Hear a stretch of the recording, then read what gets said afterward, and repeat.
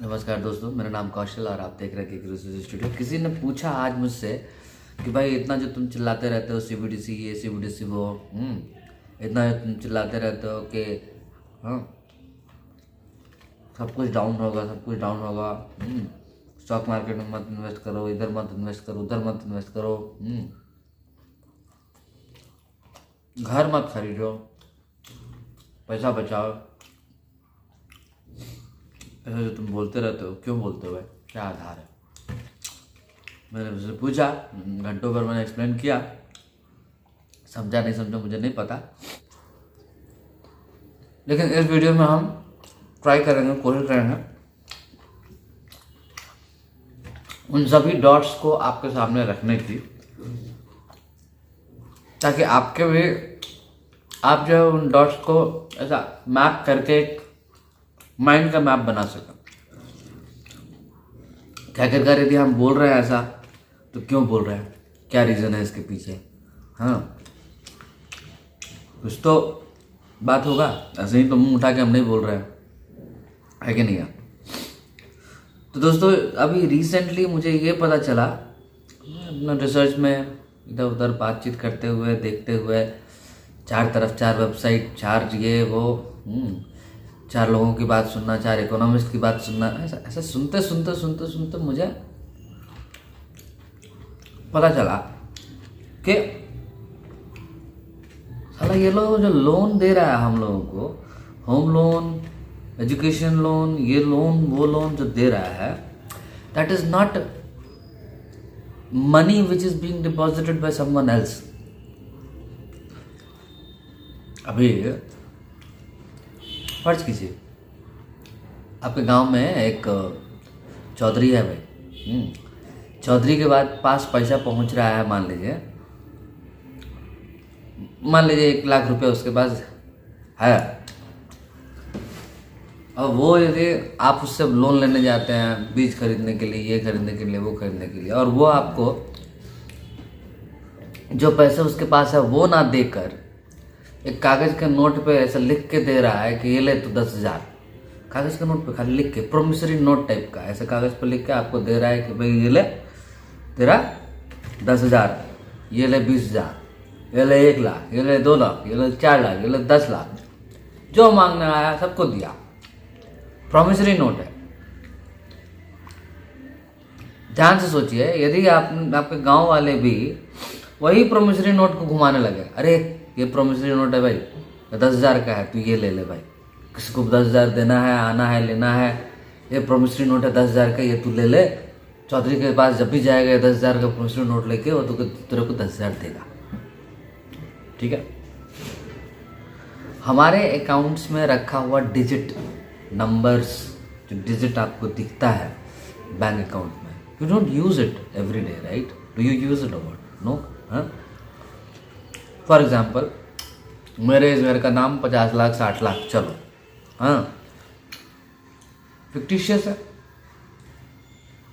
ये नंबर तो खाली दिमाग में है ना, कहीं दिख रहा है ना, आपके बैंक अकाउंट में दिख रहा है ना कहीं पे दिख रहा है। चलिए मान लीजिए आपका कोई एफडी वेफडी है, वो नंबर किधर दिख रहा है? बैंक में दिख रहा है, एफडी के तौर पे वो बैंक में दिख रहा है,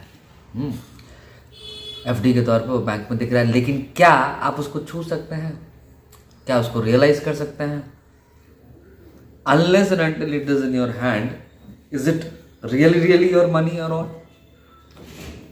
What if situation is bank डूब गया, बैंक एक्वायर कर लिया, बैंक बैंकरप्ट हो गया, कुछ भी हो गया, in that case what will happen to your deposit of 50 lakhs, let's assume। तो यही सब रिसर्च करते करते मुझे ये भी पता चला कि 50 लाख हो, 1 करोड़ हो, 5 करोड़ हो, 10 करोड़ हो गए, आपका बैंक में यदि पैसा इतना है, और यदि बैंक जो है बैंकरप्ट हो जाती है, तो आपको सरकार जो है केवल और केवल 5 लाख रुपए तक का ही मुआवजा देगी। ये सरकार के 2020 में एक नया अधिनियम लेके आई है, हाँ, उसके हिसाब से 5 लाख रुपए तक का ही मुआवजा देगी आपको।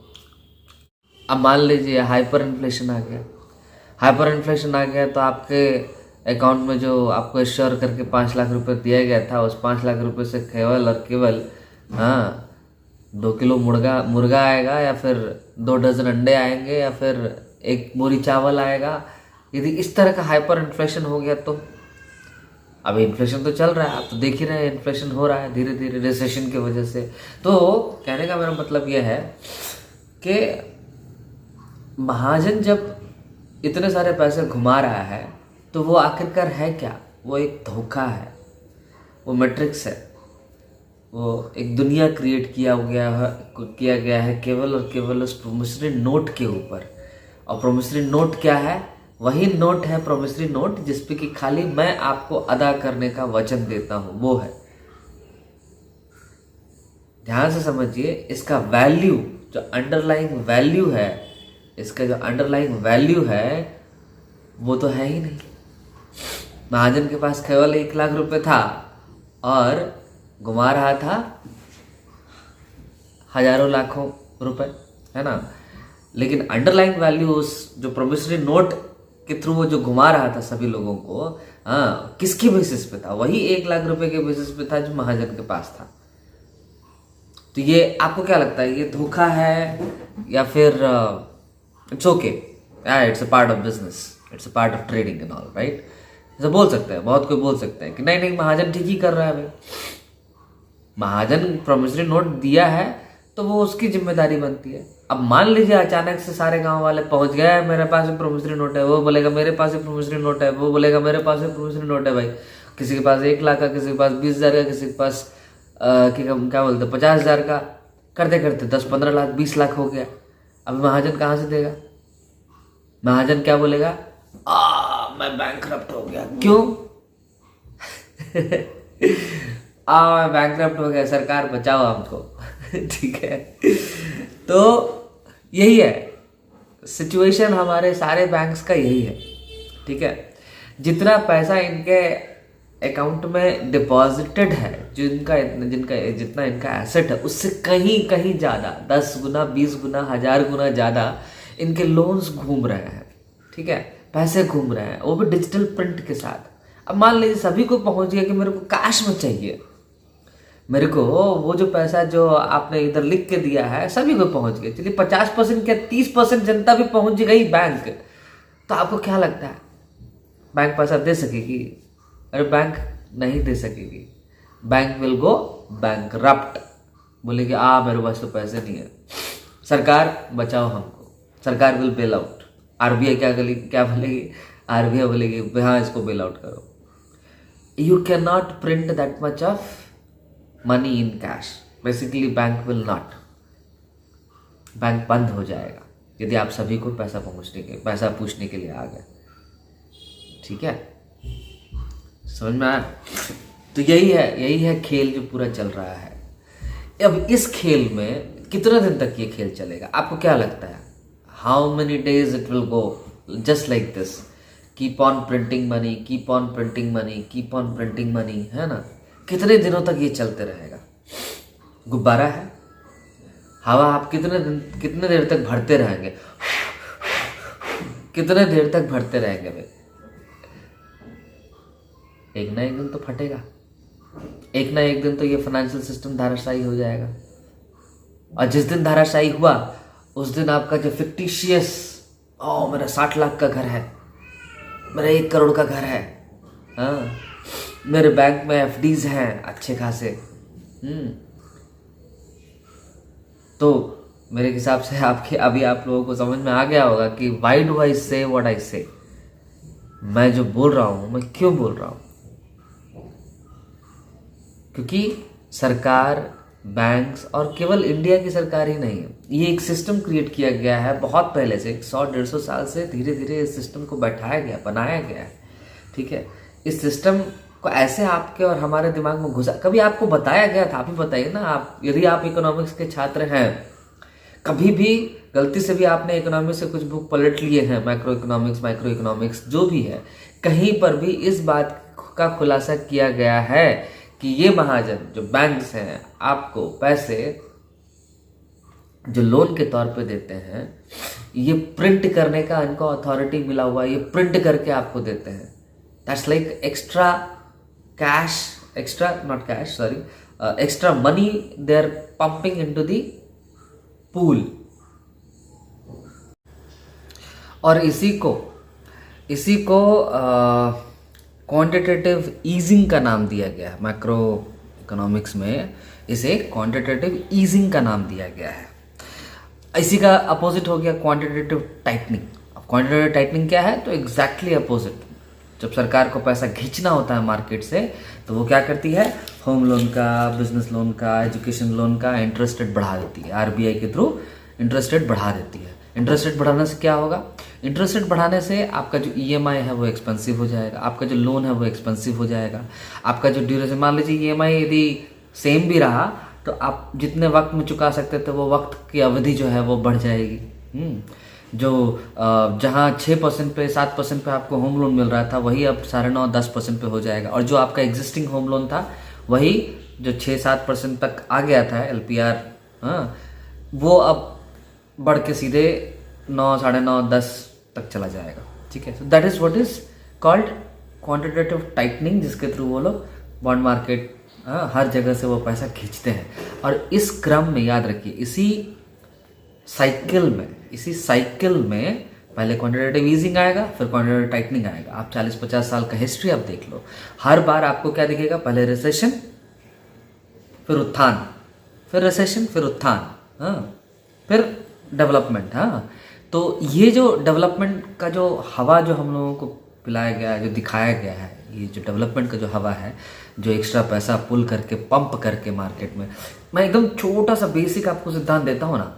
आप समझिए कि आपका एक ग्रुप है, आपका एक, मान लीजिए एक गांव है भाई, गांव में आपके हाथ में मान लीजिए लाख रुपए है और सरकार ने पंप किया पैसा, 100 लोग हैं वहाँ पे, 100 लोगों को पंप करके पैसा जो है उनके हाथ में पहुँच जाता है 50 लाख, 60 लाख, 70 लाख। ठीक है, अब आप बताइए कि आपके घर का दाम या किसी भी घर का दाम या ईंटा, गिट्टी, बालू, जो भी प्रोडक्ट्स हैं मार्केट में, उसका दाम बढ़ेगा कि घटेगा? सिंपल सा फैक्ट है, बढ़ जाएगा। क्यों?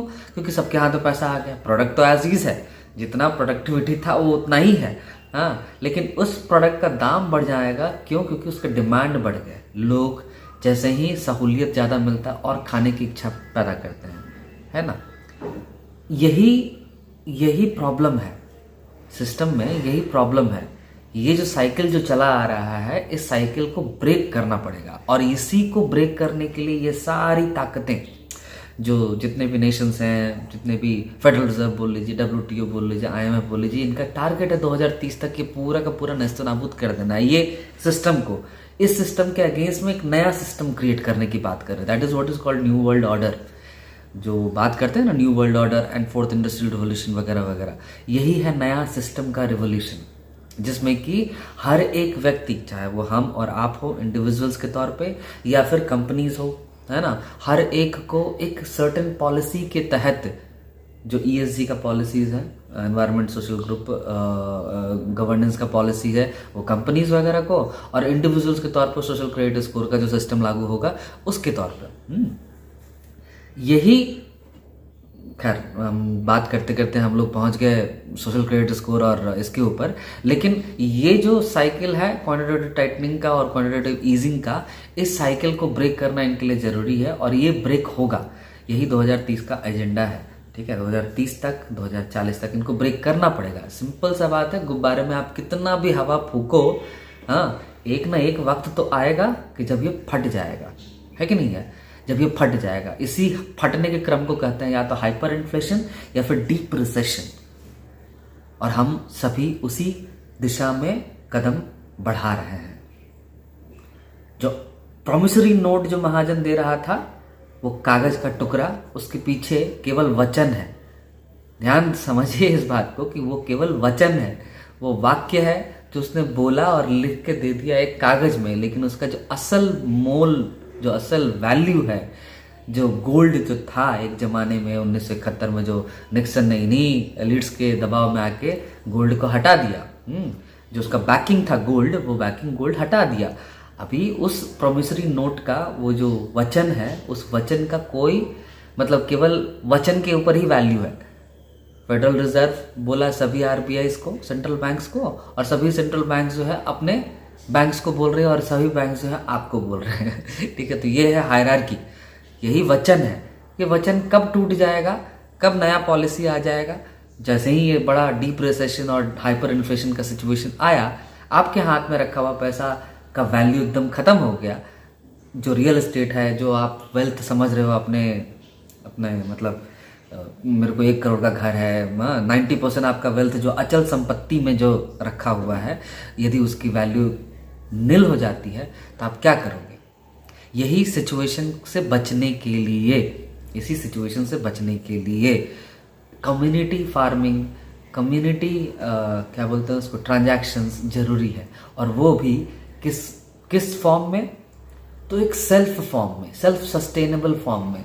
सेल्फ सस्टेनेबल फॉर्म जैसे कि चलो भाई कुछ ग्रुप ऑफ पीपल जहाँ हर तबके के लोग हैं अपना सिक्का चला सकते हैं। फॉर एग्जांपल चांदी का एक सिक्का ले लिया भाई, एक 10 ग्राम का सिक्का, इसका एक मोल रख लिया और यही ट्रांजैक्ट कर रहे हैं सभी को एक दूसरे से। तो इससे क्या होगा? सर्विस का आदान प्रदान तो होगा ही, साथ ही साथ चैन की सांस भी लेंगे, क्योंकि पैसा ऊपर हुआ नीचे हुआ उससे कोई फर्क नहीं पड़ता, क्योंकि चांदी का जो सिक्का है उसका तो असल वैल्यू है कि नहीं है? सोने का जो सिक्का है उसका तो असल वैल्यू है। लेकिन एक प्रोमिसरी नोट का जो एक वचन है, वो वचन कब टूट जाएगा और उस नोट का कोई वैल्यू नहीं रह जाएगा, ये किसी को नहीं पता। और हम लोग सब उसी दिशा में बढ़ रहे हैं, जा रहे हैं, आगे बढ़ रहे हैं। हवा फूंकते जाइए, गुब्बारा फटेगा ही। ठीक है, इसी से अपने आप को बचाइए, इसी से अपने आप को बचाइए। ये कोई इकोनॉमिस्ट, बहुत सारे इकोनॉमिस्ट बात कर रहे हैं इस बारे में, लेकिन आपको और हमको जब हम लोग पढ़ रहे थे, ग्रेजुएशन किया, MBA किया, MCA किया, व्हाटएवर किया, ठीक है, ग्रेजुएशन जो किया आपने, कहीं पर भी ये बात कभी किसी ने बताई नहीं कि भाई तेरे को जो लोन दिया जा रहा है, इट्स नथिंग बट फिक्टिशियस, हवा में क्रिएट किया हुआ मनी है। ठीक है, सो सूनर और later this is all going to be crashed. But how to prepare yourself? तो आपका असल जो कमोडिटी है, जो प्रोडक्ट है, उसके ऊपर खर्च करके, उसको हथिया कर, उसको अपने हाथ में रख कर, तभी आप अपने आप को भी बचा सकेंगे, अपने फैमिली मेम्बर्स को भी बचा सकेंगे, अपने खानदान को भी बचा सकेंगे, अपने फ्रेंड्स एंड सर्कल्स को भी बचा सकेंगे। That is how I think. ठीक है, और भी बातें हैं, डीप रिसेशन, इन्फ्लेशन, कैसे ये सब कनेक्टेड है, गवर्नमेंट का डेट वगैरह कैसे कनेक्टेड है, गवर्नमेंट खुद से जो डेट ले रही है वो तो अलग है, वो तो एक अलग ही है। तो इन सारी व्यवस्था का आखिरकार होना क्या है? क्योंकि अल्टीमेटली हम और आप तो लोन ले ही रहे हैं, हम और आप तो डेट में जा ही रहे हैं। हमारा जो अचल संपत्ति जिसको बोलते हैं, उसका आधा से अधिक प्रतिशत जो है वो सभी का, ऑलमोस्ट आप हर जगह नज़र घुमा कर देख लीजिए, सबका आपको दिखेगा ये क्या कि 60 से 70% तो वो ऑलरेडी डेट में है।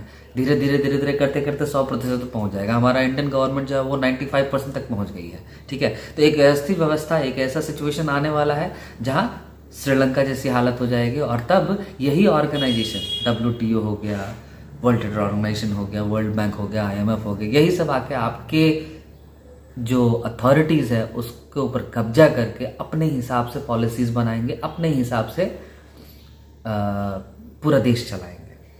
ठीक है, आपका जो फ्रीडम है, हमारा जो फ्रीडम है, वो फ्रीडम हमारे हाथ में नहीं रहेगा।